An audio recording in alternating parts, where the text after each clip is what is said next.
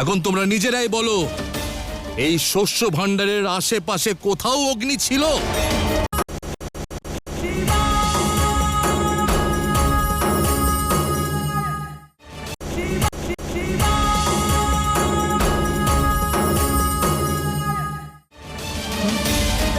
এখন তোমরা নিজেরাই বলো, এই শস্য ভাণ্ডারের আশেপাশে কোথাও অগ্নি ছিল? ছিল না অগ্নি, তাহলে আগুনের ফুলকি কোথা থেকে এলো? ভাবো। বিশ্বাস করো অথবা না করো, কিন্তু আমি বিশ্বাস করি এমন কেউ আছে যে তোমাদের, আমাদের এই প্রিয় গ্রামকে ভয়ের পাশে আবদ্ধ করতে চায়।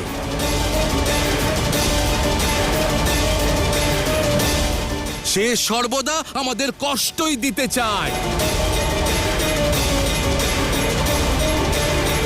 যা বলতে চান স্পষ্ট করে বলুন মার্তণ্ড। হ্যাঁ, স্পষ্টই বলছি আমি প্রধান কাকা।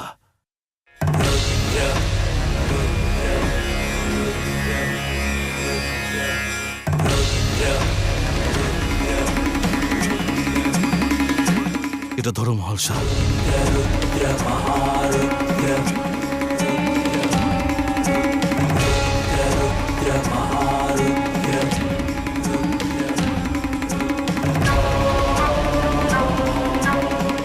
কেউ জানো এটা কি? এই চিত্র মহালসা তৈরি করেছে।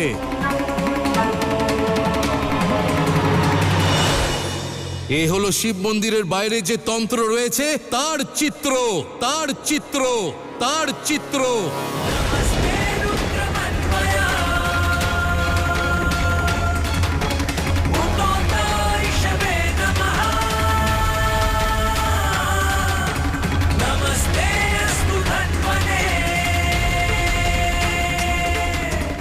সবাই দেখো, দেখো, কোনো পার্থক্য নেই তো? এই চিত্রটি আমার মা বানিয়েছিলেন বহু বছর পূর্বে, যখন আমি খুবই ছোট ছিলাম।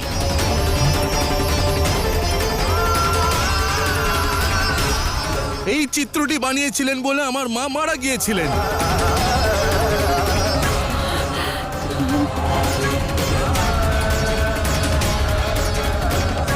আমার দৃঢ় বিশ্বাস যে এমন কেউ আছে যে তোমাদের, আমাদের সবার এই গ্রামে তন্ত্রের জাল বিছানোর প্রচেষ্টা করছে। স্বাহা।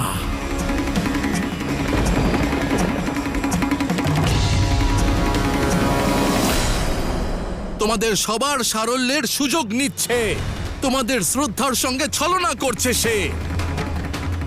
অন্ধকারে লুকিয়ে আমাদের গ্রামের ওপর তন্ত্রের জাল সৃষ্টি করছে।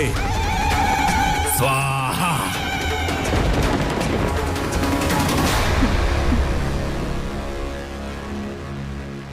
সেই শত্রুকে আমাদের খুঁজতে হবে, থামাতে হবে। তার আতঙ্কের সামনে আমরা নতমস্তক হব না কাকা। স্বাহা।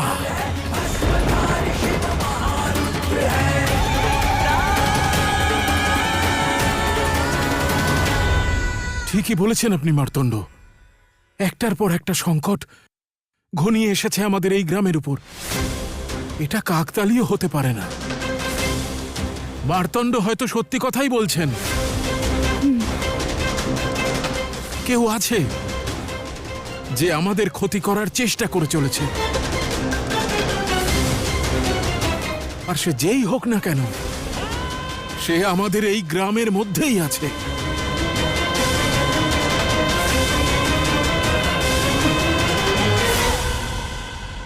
এটাই তো আমি কখন থেকে বলছি পিতা, যে শিব সবার, সেই শিব আমাদের নন কেন? কেন শিব মন্দিরে যাওয়ার অনুমতি নেই আমাদের? এখনো সময় আছে, বোঝার চেষ্টা করো। এ অবশ্যই কোনো অশুভ শক্তির প্রভাবে হচ্ছে। ষড়যন্ত্র সব। এমন কেউ আছে যে চায় নারীরা যেন সমানাধিকার না পায়। আমাদের একসঙ্গে লড়তে হবে। আমাদের মানসিকতার দ্বারা ষড়যন্ত্র ভঙ্গ করতে হবে।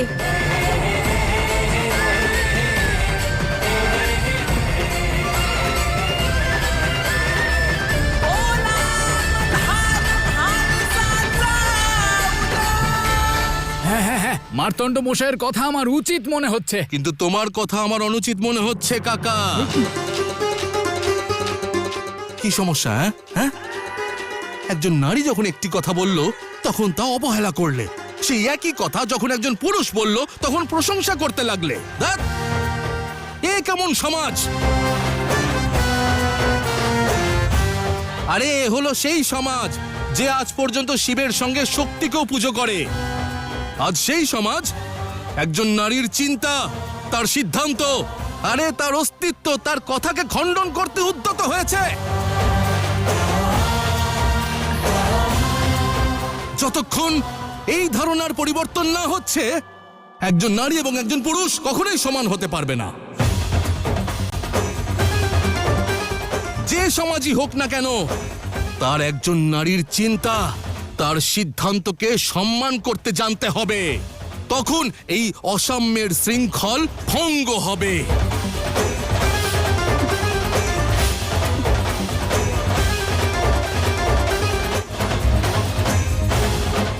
আরো একটা সত্য শুনে রাখো কাকা, আর তোমরা সবাই শোনো, যে কথাগুলো আমি বলছি এই কথাগুলো আমার নয়, এই কথাগুলো হলো এই মহালসার।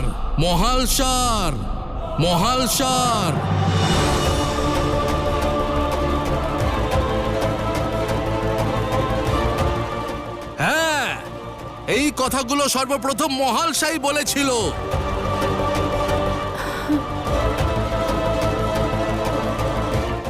সে যখন সমস্যা দেখেছিল তোমাদের সবাইকে বলেছিল, কিন্তু কেউ তোমরা একটা কথাও শোনোনি।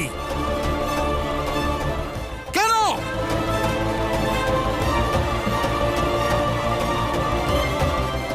আরে কেন শোনোনি ওর কথা তোমরা? বলো না। কিন্তু যখন আমি বললাম তখন তো সমর্থন করলে, কারণ ও একজন নারী।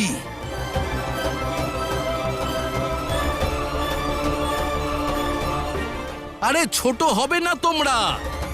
এই কথাটা মেনে নিলে যে একজন নারী সব সমস্যার সমাধান করে দিয়েছে।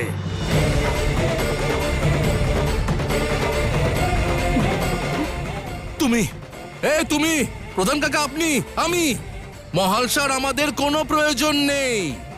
মহালসা একাই যথেষ্ট।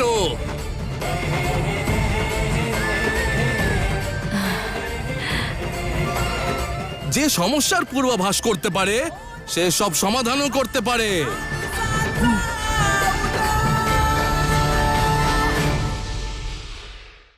কিন্তু হ্যাঁ,